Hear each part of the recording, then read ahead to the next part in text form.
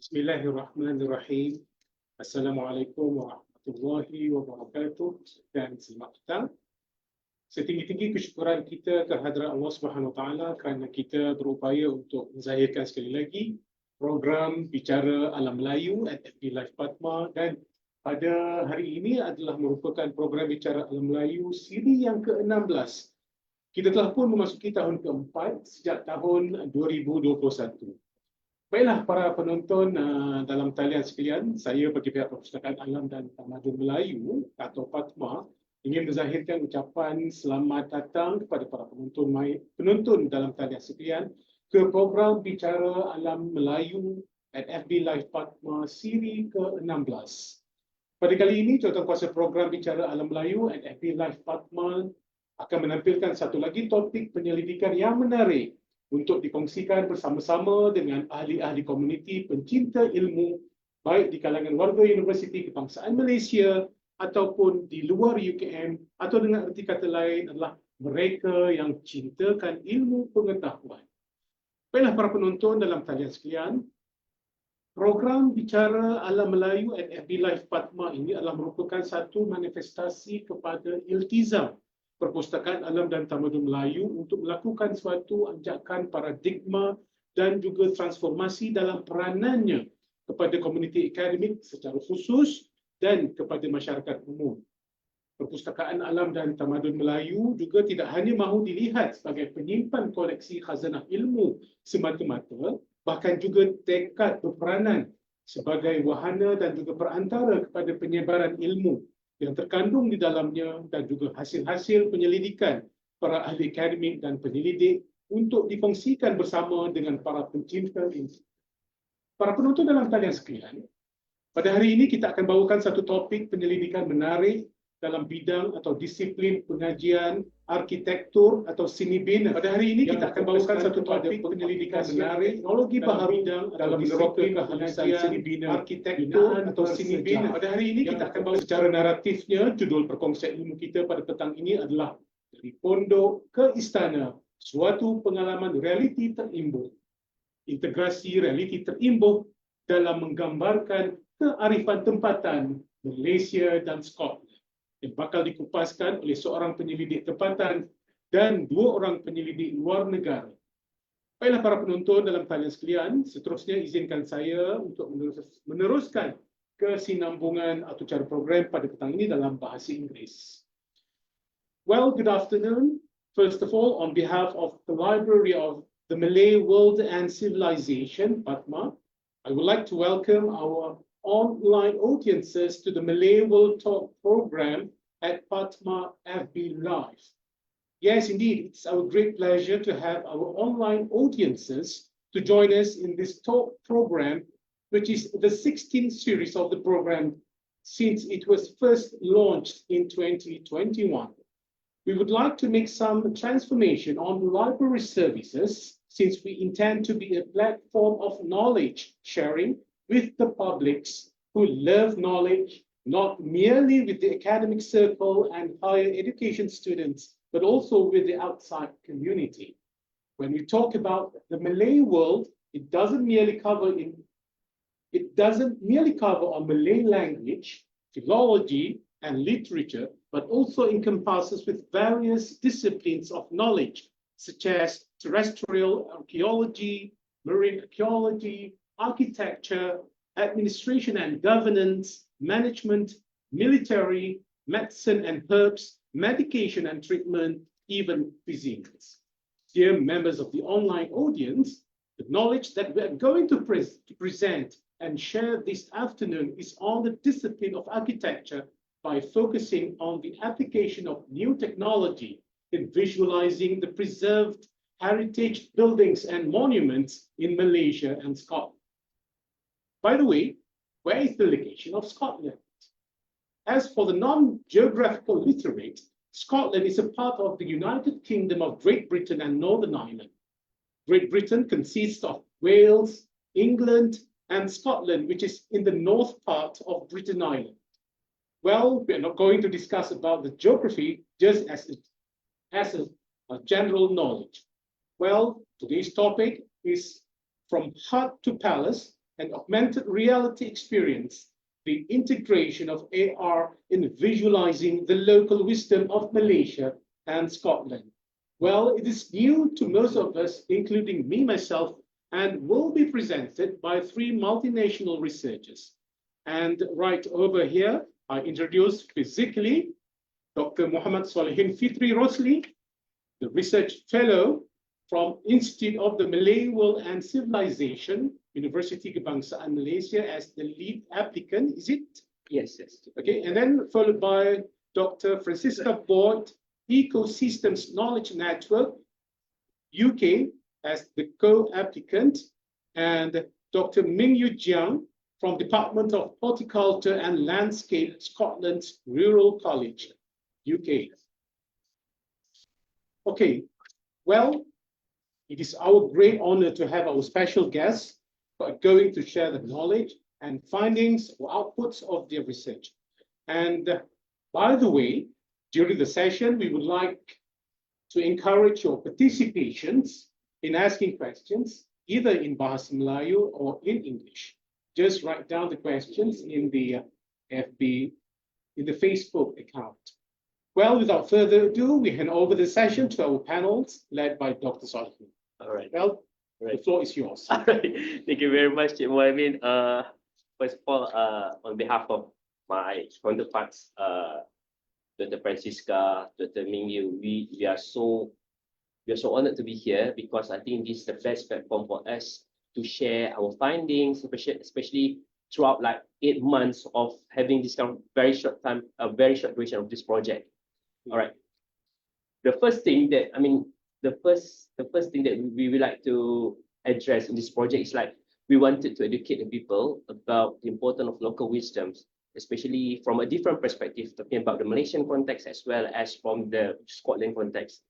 So in this case, we were so blessed because we were able to secure a grant, from the British Council, whereby I know it's not much, but I think we have done a lot of things within a very short time, because of several exhibitions, sharing session with the student, and I think this will be the last platform for us to share with the much more wider audience, we feel so blessed. In this case, we would like to first and foremost, we would like to thank the British Council because without the support from British Council under the grant of Connection Through Culture 2023, I think we couldn't achieve what we have done so far. We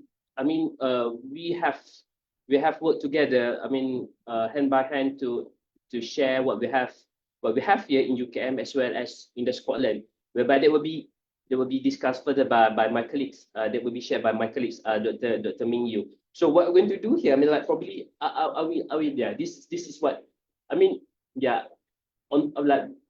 based on our application last time, Alhamdulillah, we're able to secure, and then our project basically we trying to look into how our architectural, especially in this case, we have two case studies, which is the Palace itself, Islam Tibongsu in UKM, as well another one is a boutique in the Scotland, how these both architecture are able to to address or to mitigate the effect of climate change and also rapid development. Whereby we found that some of these kind of local wisdom in terms of the engineering part, in terms of the architectural part, is very important nowadays when we're talking about how this can be used by the local policymakers as well as the designers to address, the current issue, talking about the climate change, which is currently, I think, is already a major issue for all of us nowadays. So since some people believe that we're talking about climate change, talking about local wisdom, it's totally hard to digest somehow. So we were thinking there will be some of approach that we think that it can able to engage people in much more easiest way, much more fun way, in an immersive way using the augmented reality. Yeah. So I wish that for the audience or the viewers here, if you wanted to know or to experience better about our project, I would probably suggest you to install. Go to your phone, get your phone, install the apps of Archivive. We're going to use this. We're going to this is very important because throughout the discussion, we already provide some example from our exhibition boards whereby you can experience what is the augmented reality by scanning to the boards. All right, so try to install this app. Yeah, all right. So this is one of this is some example what we some of example of our boards, whereby in our case, in the Malaysia context, especially UKM, we are so blessed because we have this kind of very beautiful wooden or timber palace that located just adjacent across our university, and it's belong to us. Yeah, but we didn't realize that this marvel, especially this palace itself, is a key to understand the local wisdom of the Malay people in past. And this is where out of nowhere I was thinking, we should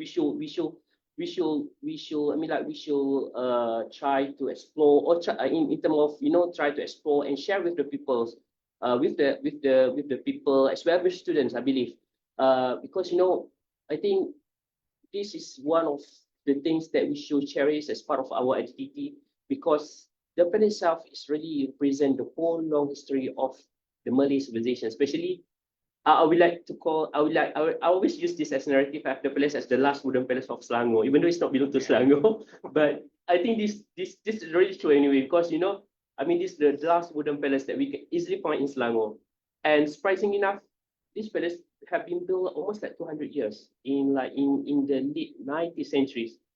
Yeah, imagine it can be, you can see this kind of architecture somewhere is very near to us.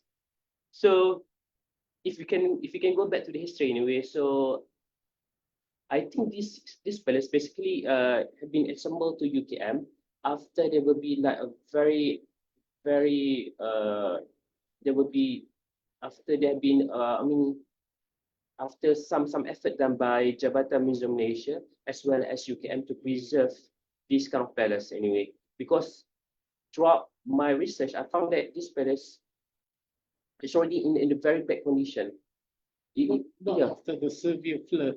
No, it was located in Kota Baru, somewhere in Kota Baru. Kelantanese. The total it's Kelantanese palace, and then it used to be a home for the aristocrat. Oh no, it's for the royalty of Kelantan, because previously this palace has been built by Sultan Mansur, which is the sultan that reigned around like late of 19th centuries, and been built as a dowry to her princess. Yeah, so it's kind of like I think it's very symbolic in terms of how this place is kind of showing a love of father to his daughters. And that's why it was called as a youngest princess palace. Yes, indeed. Yeah. I mean, if I can recall, from my reading, I think this palace is a mini scale of the lost Istana Sri Aka. There's will be another palace in Kota Baru, but already already diminished throughout time because of, once again, it's because of there is no proper maintenance as well as preservation. So I think JMM have done a very good job. To gather all those, this kind of complex, even though it's not the whole complex, it's just one third of it. But I think we JMM and also UKM, they have done a very good job in preserving this palace. Yes. And then I think the beauty part of this place anyway, because you can learn a lot of Malay engineered system, talking about how it deal with the climate change in terms of the ventilation, talking about the flooding. So these are the things that we try to highlight in our exhibition anyway. Yeah. So if we can go through here, for those who haven't visit to Institut Alam, we in ATMA we already provide the sort of like what we call it, sort of like virtual a virtual visit to a virtual 3D of the istana, whereby you can log in, you can visit to our website and you can explore it, having like a virtual a virtual tour to the Istana itself, you know. And we were thinking, you know, in order for us to educate more about the climate change, we decided, this is some example, this is some of majors that we have previously. So we decided to come up with this kind of 3D model. If you can see this one, AR. So imagine that, you know, we can have this kind of AR model when you scan it somewhere, and you can bring it to any exhibition easily. Yeah, it's just a matter of to make sure that people are much more engaged, or they kind of, you know, we can try to link between the technology as well as the heritage and come up with this kind of 3D model using the AR. So I think it's something that, especially in terms of the heritage and cultural study, we always looking forward to educate people or to reach out people using the latest technology. Yeah, so I think this is one of our aim for this project. So what we did here, you know, if everyone already installed the apps, you know, you can scan it right away to the layout of the palace.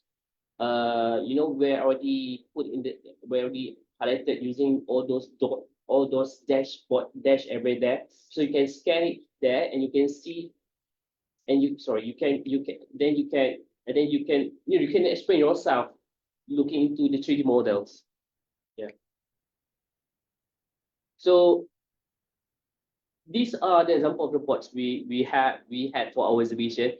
And we are so proud. We ever feel so proud because we're able to bring these bots to the UK exhibition, together with our case study, which is in the Scotland, known as a booty, whereby I think Dr. Mingyu will be explained later on the booty itself. Yeah, Mingyu, is there, Mingyu? Oh, hi everyone. Hi, Muhammad. Mingyu, are you there? Yeah, can you hear me? Hello?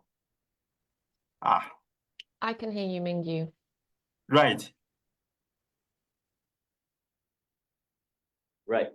So Dr. Mingyu is with us online anyway. So I think I will pass the part of booty to Dr. Mingyu, because I think he have done a very good job in having this kind of data collection, trying to reach out all those stakeholders to get all this information about the booty. Yeah, thank you, Muhammad. And yeah, so it's really honored to give an introduction to Scottish booty. And all right, Dr. Mingyu. Right.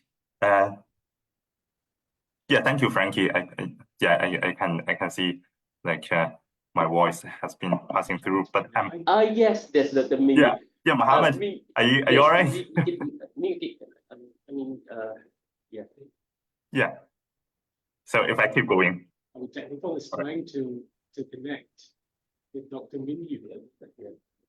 Right. All right. So while waiting for Dr. Mingyu, I think it's the best thing. Sorry. By the way, Doctor, can I ask something? Basically, what are the similarities between booty and Putri Bongsu? I see. I think in terms, I think what we can see that in terms is much more intangible anyway. We were thinking, I think I mean in terms of architecture probably totally will be in contrast anyway. But I think in terms of the spirit of people who willing to take care of both of these building, I think something that we should cherish. Talking about this time itself, you know, we have JM as well as UKM as the caretaker, and for the booty itself, you know, he been looked after by the community, which is something that I think Dr. Mingyu will explain further about this. Yes, Dr. Mingyu. Right. Yeah. Right. So is that sorted? Can you hear me? Yes, our technical. Yeah. Our technical side are trying to. I think the rest of the room probably can, as Francesca has confirmed. Yeah. Okay, so I will just carry on. I think so. So it's really honored to. Cool. Yes. All right, Mingyu, we can hear you clearly. All right, Mingyu. Mingyu, Great. I think that's just something today. So yeah, I'm back. Anyway, so yeah, so it's really honored to give the introduction to the Scottish bothy to all of you. So I think the background image I have, yeah, I mean, as my Zoom background is quite like a stereotyping image or impression of Scottish bothy. Yeah, if you Google it or you have some notion about Scottish bothy, so it's basically like a very common character. They are almost all located in remote area in Scotland, so you get most of them in Scotland, but you do have few in England and Wales. Normally, single story, and I would say quite small to keep the insulation. So that's built for the climate, for the climate and environmental character in Scotland. So basically, here is on average almost 19 degrees cooler than the temperature in Malaysia, and then, but and much windier, and then I would say tougher, especially in the past, to survive in such remote area. So insulation is more considered than ventilation. So as the techniques Muhammad showed in his case study in Malaysia. So for the history of the common Scottish bothies, they are mostly built in 19th century, so from 1800s to 1900s, before the Industrial Revolution, so which led to huge depopulation in rural area in British Island. And they were originally built for rangers and shepherds to get a shelter to live in such remote area. And nowadays, we still don't have much vehicular access to most of the bothies. So for some bothies, even have much easier access. You got to have a good 4x4 vehicle to maybe drive across some burns. That's like Scottish term for the streams. So to drive through the burns and some hills to access to the bothy. And then across those bothies, and it's really a variety in availability in record and the variation in the maintenance condition.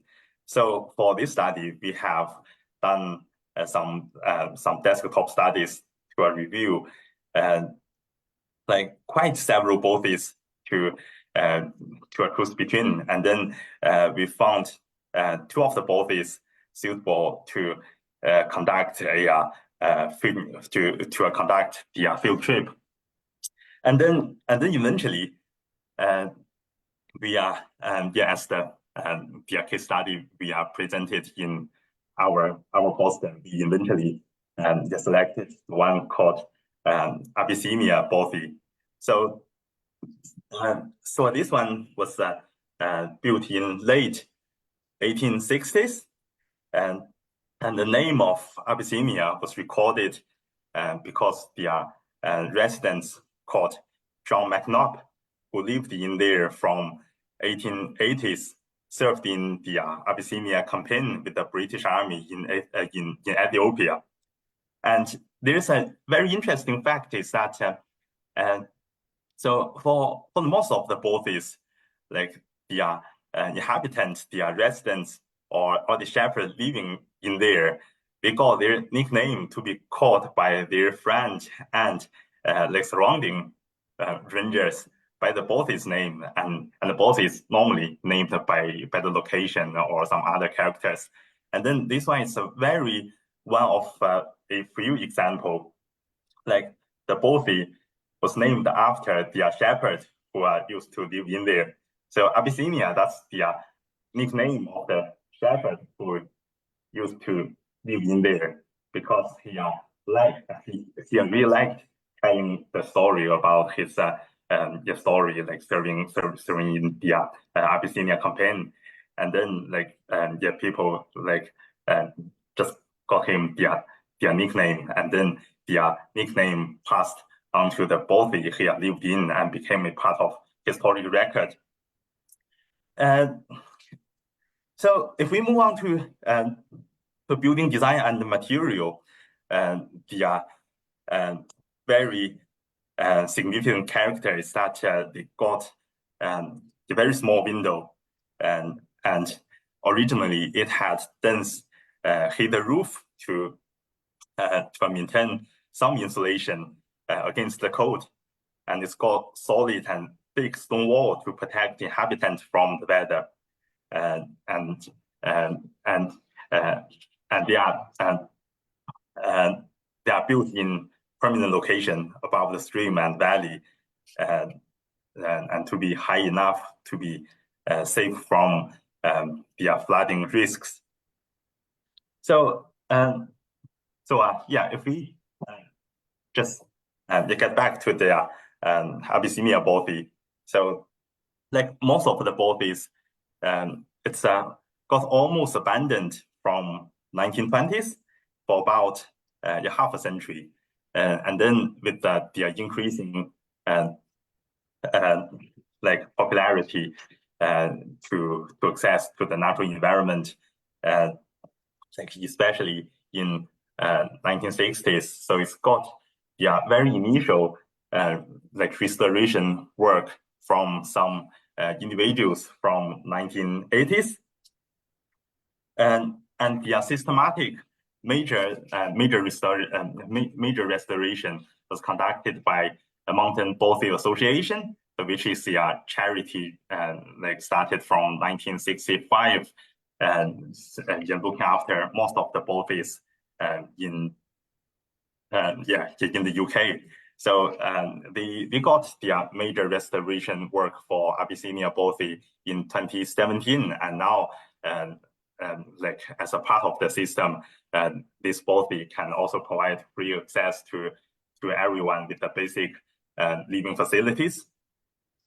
And so the lesson or the wisdom we learned, I think mostly it's about local material for the architecture style, for the architecture design, architecture construction, and for the later maintenance work. So it's very interesting. So we learned for the management and restoration, the process. The Mountain Bothy Association, we only use the volunteers with the really traditional construction way to lay the stone, to make the concrete, and then that's not only so it's for both the sustainability consideration, and it's also because the constraint of the transportation of the material and machinery onto the site for the maintenance work. And so we wish to explore this story to inspire future architectural design and maintenance work as well, to explore local material and the traditional method to reduce the carbon footprint. And that's the basic story about the bothy. So thank you. In fact, for your information, one of the reasons why we having this kind of augmented reality for this study, because one of the things talking about bothy is it's not because it's not accessible to people. So it's good to have this kind of exhibition that bring people to the bothy in much more easier way using the augmented reality. Okay. And same goes with this time as well, because we have we have this kind of carrying capacity to make sure that there will be like a maximum number that people that can enter the palace at one time. Yeah. Yeah, so these are the things that we were thinking that, you know, by having the augmented reality exhibition, by bringing all these 3D model to the people in much more immersive way, I think at least they will get some sort of like the ideas of the uniqueness of the booty as well as the palace itself. Yeah.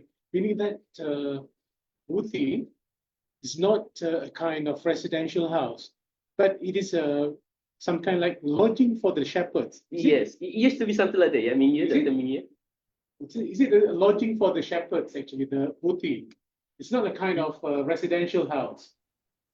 No, no, it's not. It's originally built for shepherd, and then in terms of their ownership, that's quite vary as well. So some shepherds build their own bothy for their own activities, and then some of the bothy might be built by their their bigger landlord for their shepherd, the hare. So some of the shepherds could own bothy, and then some of them probably just live it live in there as their temporary shelter, and then it's really transferable. So probably in these 10 years, and then those people living in this body, and then they move to another body, and that's so it's not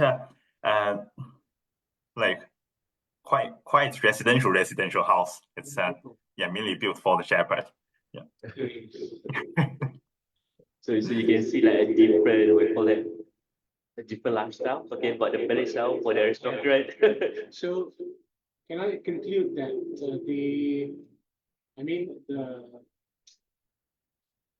the similarity between Bothy and the palace, okay, the youngest princess palace, the similarity is the spirit of intention to preserve the heritage. Is it correct? Yes. Okay. Because according to the design, it's totally different. Yeah, totally different. Yeah. And then the use of the putti and the palace itself is totally different. But then merely the spirit of intention to preserve the heritage becoming the main target. Why we the objective of having this kind of research. Indeed, it's something that connects two different cultures. Yeah. Okay. Right. So I think behind of the project anyway, I think we have the best we are so blessed to have Dr. Francesca, because without her, I think she's the glue. She's for me, for us, I think she's the glue, that kind of a glue to everyone, because she's the one who kind of handle all these kind of programs, as well as our budgeting and the way how we're going to present all this work. So I think it's all right, without further ado, we invite Dr. Francesca to share what we have done so far with our exhibition, as well with our with what we have done so far with our project. Selamat petang, good morning and good afternoon. Hopefully you can hear me. So I've been brilliant to be able to bring this to everybody, to be live. Really, really exciting. Thank you so much for having us all the way over there in Malaysia. Me and Mingyu got up quite early this morning, but absolutely a delight to be able to join you. And I've got the opportunity also to talk about some of the challenges, because I think something that's really important as we share what we've learnt, as we share what we've discovered in terms of the buildings and the way these places are created, is also actually what we learn in terms of the project itself. And one thing we had to do very early on was be really realistic about what could be achieved in the project. And I think when you are trying to plan something like this, it's really exciting to get very enthusiastic about all the research you could do, and forget that also you need to make sure that you have impact and that you're sharing that knowledge along the way. So as we've been able to celebrate the incredible landscapes and the incredible buildings and the communities that have created those buildings in Malaysia and in Scotland, we also wanted to make sure we were bringing it to different people who wouldn't necessarily be able to see it. And so the presentations that we've done have been in a range of places. We had the incredible experience of doing a presentation outside in St Andrew's Botanical Gardens, which was really exciting and interesting, and I'll talk more about that in just a second. But we've also been able to have the opportunity for Solehin to take people around the palace and show the Scottish body in a completely different context, because, you know, as we're discussing here today, they are very different buildings. But one thing that really comes through in both is that it's the way you're able to create a building from the materials that are around you. And it's the way that people historically have been able to build buildings that are in tune with their landscapes. And we can be very modern in some of our designs these days. And sometimes we might throw a building onto a landscape that isn't necessarily in tune with that landscape. So a lot of what we've been talking about already is about how we control the climate, for example, inside the places that we live. And the beautiful palace obviously has a way of having air flow through it, through those beautiful, intricate designs, to maintain a temperature, whereas the body was built with very small windows to try and keep all of the heat in as much as possible. And also in having a thatch roof, so it's something you're easily able to repair. Whereas in the vernacular design of the palace, it's more of a jigsaw setup, so you would be able to modularly move things. And while they look on the surface very different, obviously once you start to dig into these things, as with research, you discover so much more. So what I'm going to touch on is actually some of the challenges that we've come up against. And the best made plans of mice and men is a proverb that reminds us that it doesn't matter how well you plan, things will not always go your way.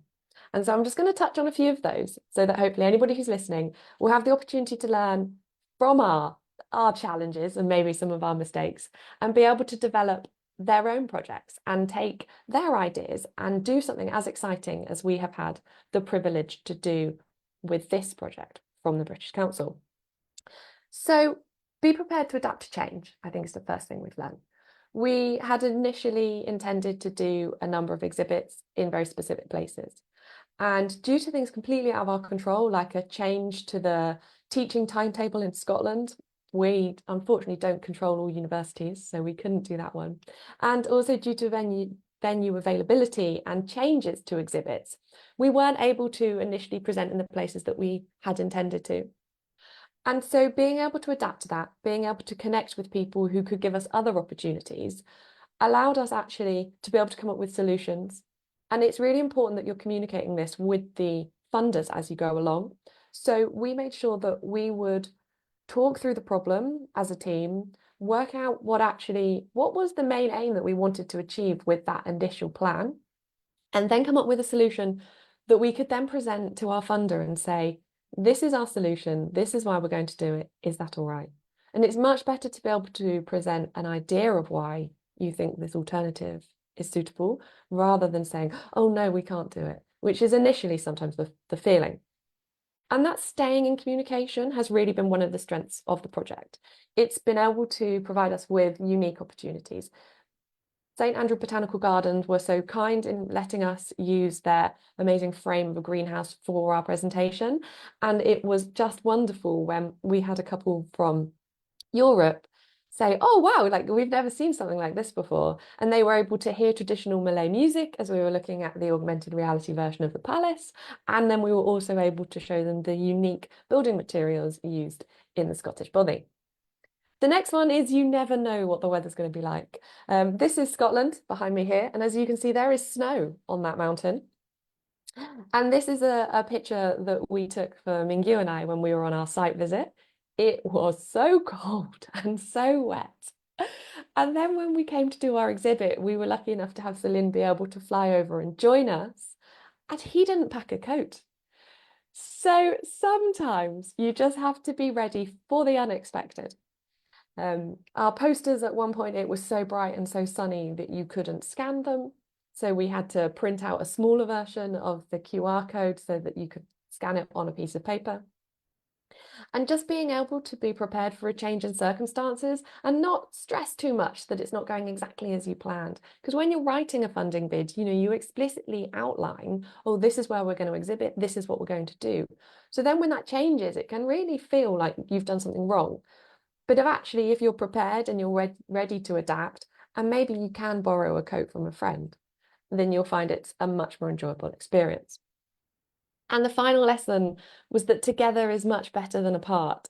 And even if that means working over different time zones and geographical distances, which can be really awkward. And this is about doing things like setting up a sharing folder. It's about having a bit of a chat at the beginning of your meeting, so you're able to really touch base with the other person and know what's going on with them. We had the absolute privilege as a research team of Mingyu becoming a father during this time.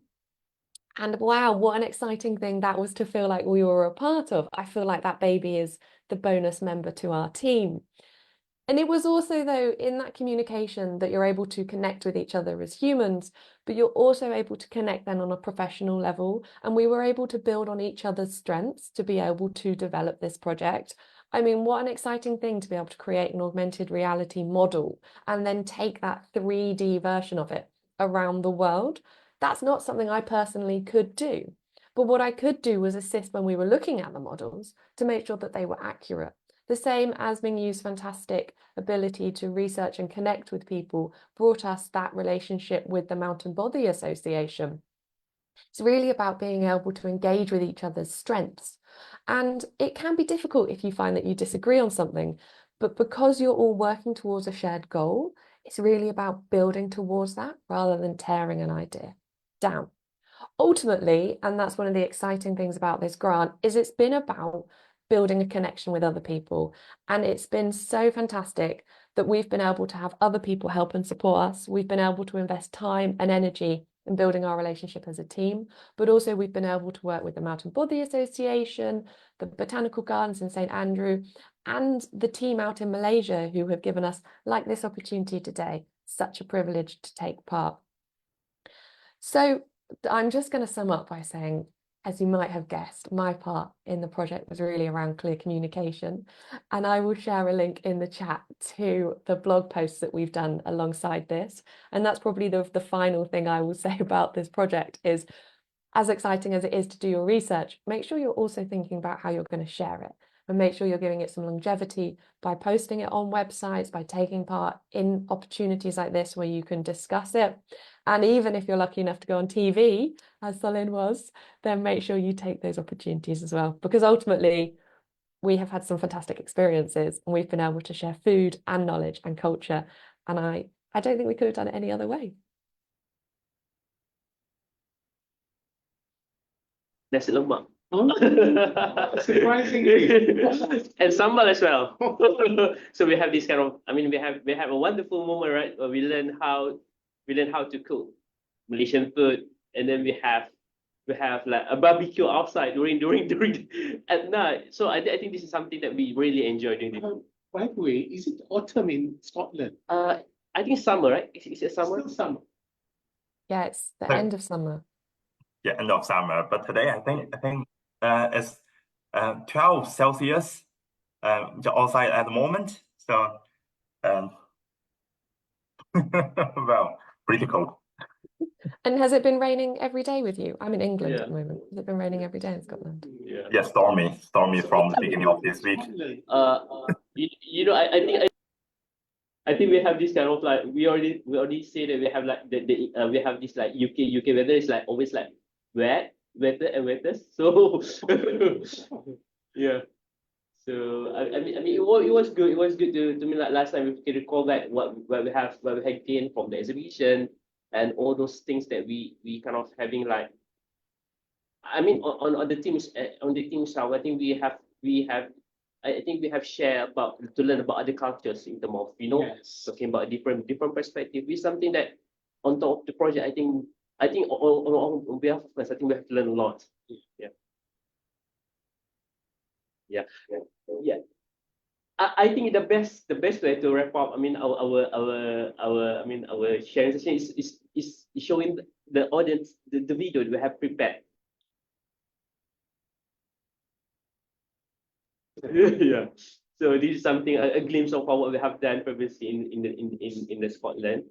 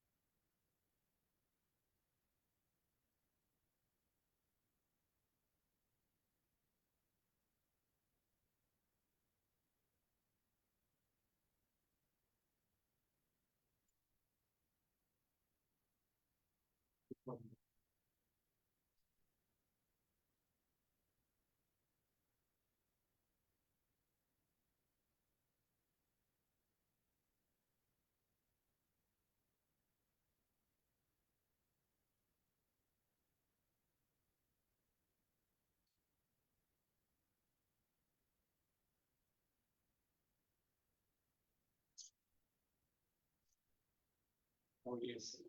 Response from the audience.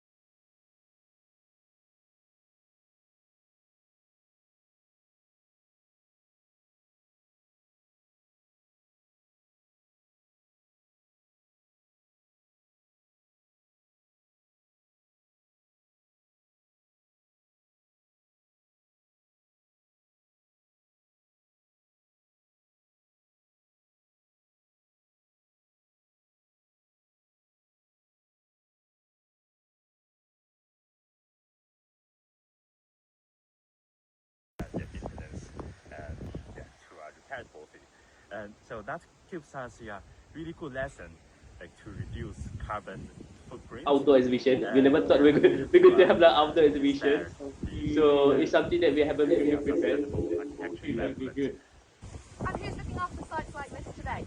So at the moment, the charity of Mountain Poultry Association, they are in charge to look after almost 130 poultries across Scotland. And so thanks to Thankfully, it's just round the corner because we've been fortunate enough that Muhamad has flown all the way over to join us.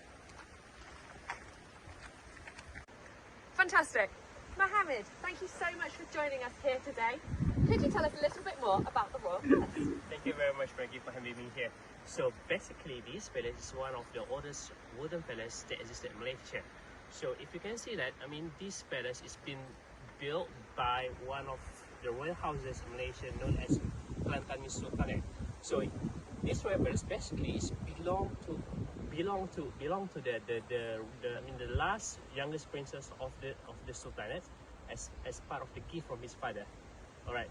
So if you can see that most of this palace itself have a very unique features. Some of it because it reflect the royalty as well as the culture values that embedded into the design and architecture of the palace itself. One of the unique features that we can see here is built on the steel, whereby this palace used to be located somewhere nearby to the prone area as well as in the coastal area. So currently what we did right now is that this place have been moved into a new site which is nearby to my current university. Alright. So tell me a little bit about how you can move a site like this. Alright. That's a good question anyway. So this palace basically is built using interlocking joint, whereby I think it's one of the marvel in the Malay architecture, whereby you can move it, whereby you can assemble and disassemble it and build it somewhere else.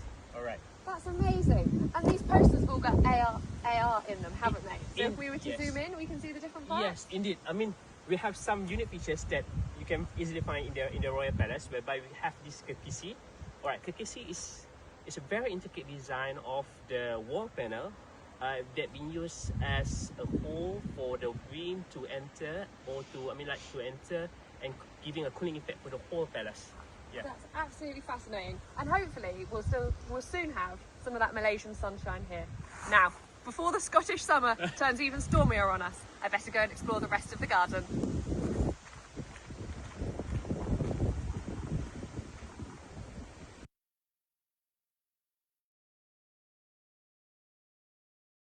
Oh, Yes, okay.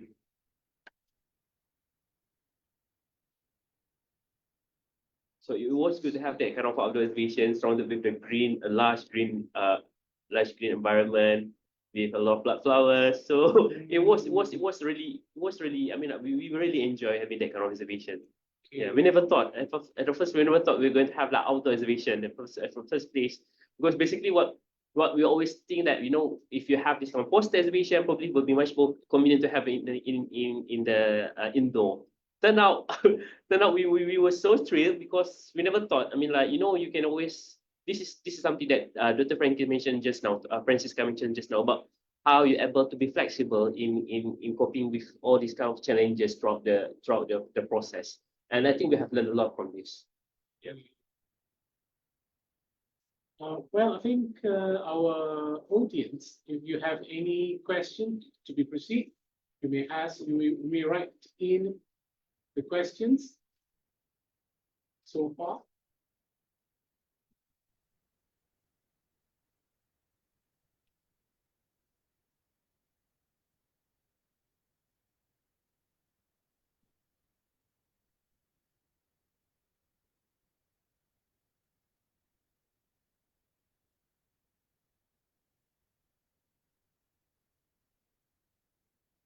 Okay. Fair enough.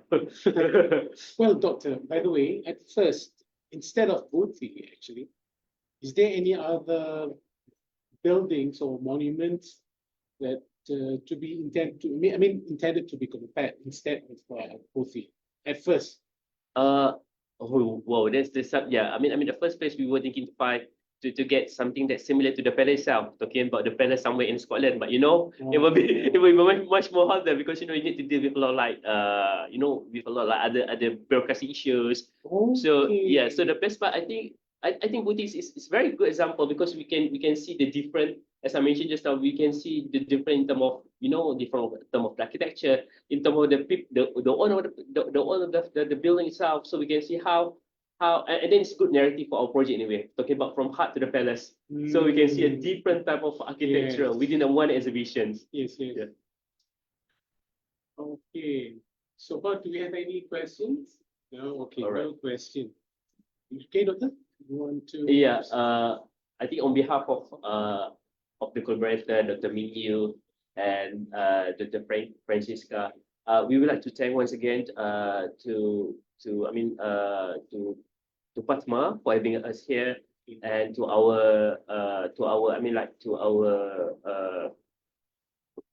the British Council for funding our research grant, and to highlight. Yes, I think that's the biggest part. We need to highlight the British Council. Without them, I think we couldn't achieve this kind of project anyway. So and then to all our collaborators from the EKN, from SRUC, as well from ATMA. I think we have achieved so far. We have achieved a lot of things. Within a very short time of project, within like 8 months, we never thought we can have a different type of different exhibitions, different venue of exhibitions, and then we have 2 sharing sessions which include this as well. So I think this is all. I think all of this is from all those supports from a different from all of our collaborators, from our institutes, and also this is something that in future we are looking forward to extend our research, looking how we can do better or to share more about Buddhists as well at the palace to a much more wider audience. Yeah. By the way, Doctor, technically, okay, what is the distinctive or the difference between augmented reality and virtual reality? Oh my! All right. So we talked about this a lot. Both of them are from the same so-called same family, talking about extended reality. But when talking about virtual reality, it's much more. At the first place, we're talking. We trying to use. We try to emphasize on the virtual reality, because in virtual reality, it's much more giving you much more like immersive experience, because you will one thing, because you have this kind of support from the VR tools, so sort of like what you call that, like a Google VR that you wear it, Yeah, but It's quite expensive. yeah, indeed, it's a bit expensive somehow. But we opt for augmented reality because we feel that it's much more convenient. It's much more friendly for people to access because it's just a matter of having a mobile phone or your tab. So it's and also with a good internet connections. Yeah. Yeah. So I think it's something, you know, perhaps in the future, boy, we're going to look into virtual reality somehow, and how this can be, you know, can be expanded to other realities. Yeah. Well, Doctor, is there any? I think that's a part from everything from my part. From Mingyu, from the Mingyu, and also the Francesca. Just thank you very much for having us. It's lovely that we've had the opportunity to share it with everybody online and across the world now. It's really exciting. Thank you. Yeah, same here. Thank you, everyone. It's yeah, I really enjoyed this opportunity, like talking to everyone and share our project, and especially see you all again.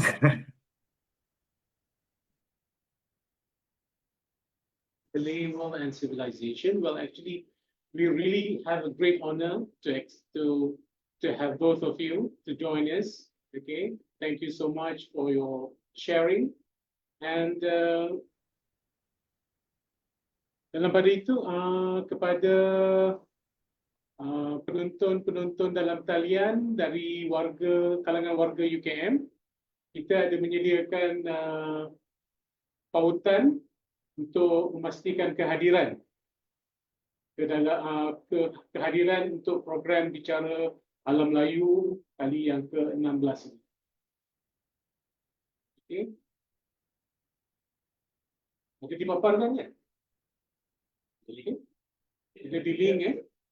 Jadi kepada warga UKM bolehlah mengimbas ataupun imbas ke link ke pautan yang dipaparkan.